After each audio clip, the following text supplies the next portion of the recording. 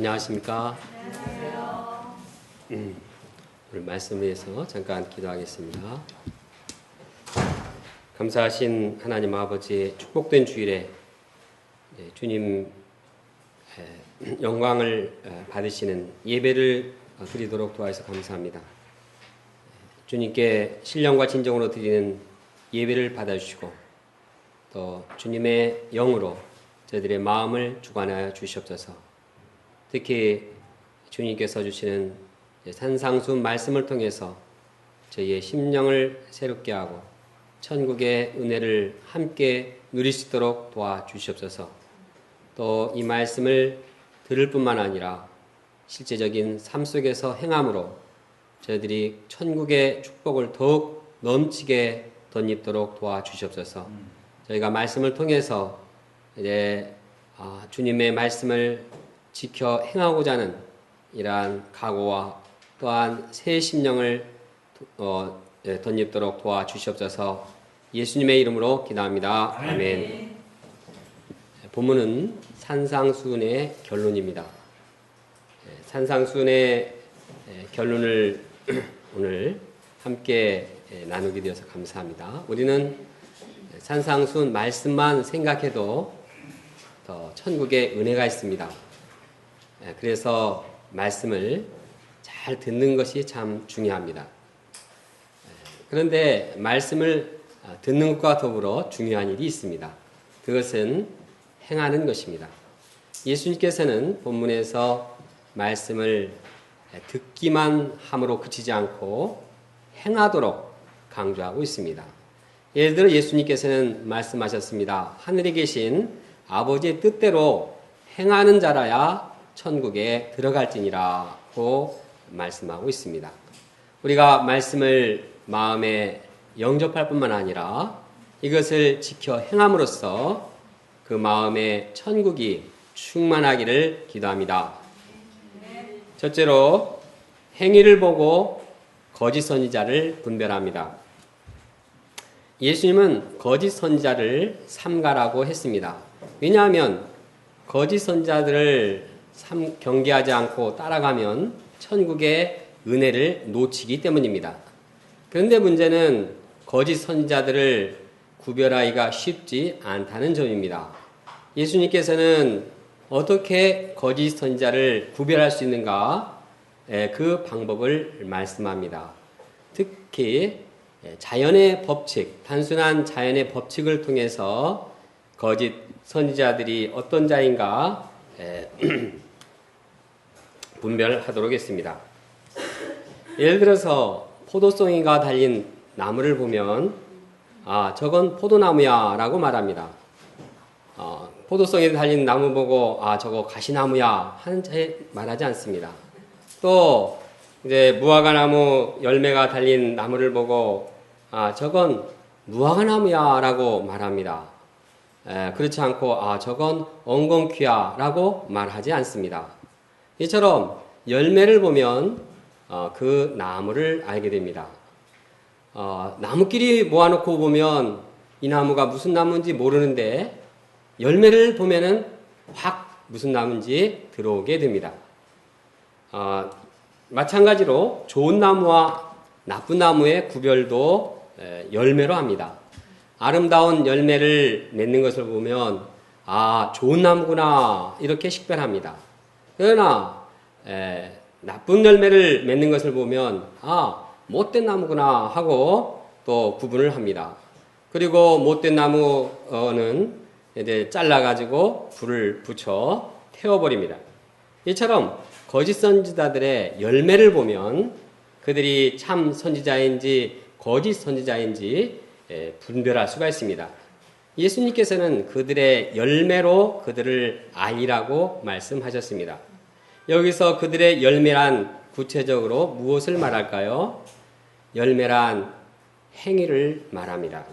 현대 성경에는 다음과 같이 번역했습니다.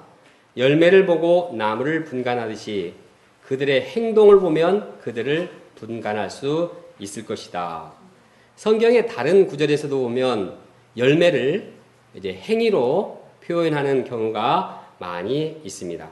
예를 들어서 회개에 합당한 열매를 맺으라고 말할 때 이것은 회개에 맞는 행위를 새롭게 하라는 뜻입니다. 또 성령의 열매는 사랑과 희락과 또 화평과 오래 참음과 자비와 충성과 양성과 절제 이처럼 이 열매를 표현으로 실천 행동의 표현 실천적인 행동으로 표현했습니다. 따라서 열매로 그들을 안다는 말씀은 그들의 나타나는 행동을 보고서 진짜인지 가짜인지를 구분한다는 것입니다. 구체적으로 그들이 하는 말이나 행동을 보면 이제 그들이 거짓인지 참인지 알 수 있습니다. 이들의 말과 행동이 예수님과 같으면 그것은 참 선지자이지만 예수님의 말씀이나 행동과 다를 때는 거짓 선지자입니다. 예를 들어 봅니다. 예수님께서는 의식주 문제를 염려하지 말고 먼저 그의 나라와 하나님의 나라와 하나님의 의를 구하라 이렇게 말씀하셨습니다. 그런데 어떤 이는 다음과 같이 말합니다. 아니 먹고 사는 문제가 있는데 어떻게 이것을 염려하지 않을 수가 있는가? 먼저 의식주 문제 해결해 놓고 발등에 떨어진 것부터 해결해 놓고 그 다음에 하나님 나라와 하나님의 의를 구해야 되지 않는가? 신자가 돈 많이 벌고 더 건강하고 더 행복한 삶을 하나님께서 원하시기 때문에 먼저 의식주 문제를 해결하고 난 다음에 하나님 나라의 의를 구하든지 하나님 나라를 구하든지 의를 구하든지 해야 할 것이 아닌가라고 말한다고 하면 그는 거짓 선지자입니다. 왜냐하면 예수님께서는 그렇게 말씀하시지 않았기 때문입니다. 이는 물질을 하나님보다도 더 앞세운 세상 가치관에서 나온 말이기 때문입니다. 거짓 선지자들은 말씀에서뿐만 아니라 실제적인 삶에서 말씀을 따라 순종하지 않습니다. 그들은 세상의 사람들이 살아가는 유행이나 세상의 가치관에 따라서 세상의 대세에 따라서 살아갑니다. 더 나아가 그들은 자기들뿐만 아니라 다른 사람들까지도 그렇게 살도록 부추깁니다. 현실 문제보다도 하나님 나라를 먼저 구하는 것은 융통성이 없는 것이다. 현실적인 감각이 떨어지는 것이다. 보라, 세련된 신자들은 그렇게 하지 않는다. 세련된 신자들은 다 먼저 이게 집도 구하고 아름다운 정원도 가꾸고 다 이렇게 먹고 사는 것 먼저 해놓고 그 다음에 교회 가서 다 이렇게 폼을 잡지 않느냐. 이렇게 이 현실적인 감각에 떨어지는 신앙생활을 하지 말라. 또 산상수훈의 말씀은 마음으로 묵상하며 음미하는 것으로 만족해야 한다. 이를 온전히 실천하는 일은 너무나 어렵고 힘든 일이기 때문에 괜히 이것을 다 지키려다 보면 마음에 부담감만 생기고 신앙이 어려워진다. 이렇게 해서 다른 신자들이 말씀에서 점점 떨어지게 합니다. 이들의 말은 다른 사람들에게 위안을 주는 척 보입니다. 그러나 실상은 말씀을 행하지 못하도록 유도합니다. 이것이 곧 거짓 선지자의 말씀입니다.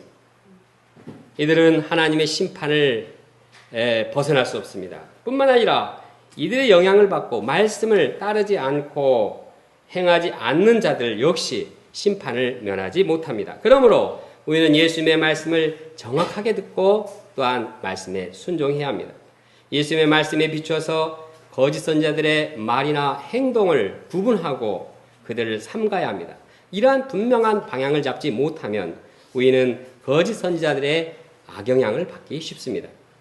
사실 우리는 이미 거짓 선지자들의 악영향을 받지 않았는가 이렇게 한번 생각해보고 점검해 보아야 합니다.